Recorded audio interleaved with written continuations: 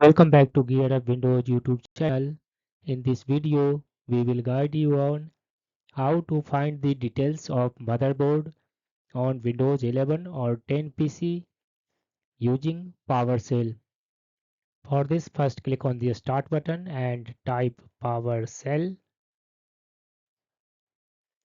In the search results, click on this one Windows PowerShell entry to open Windows PowerShell. In the PowerShell window, all you need to copy and paste this one command from this one video description.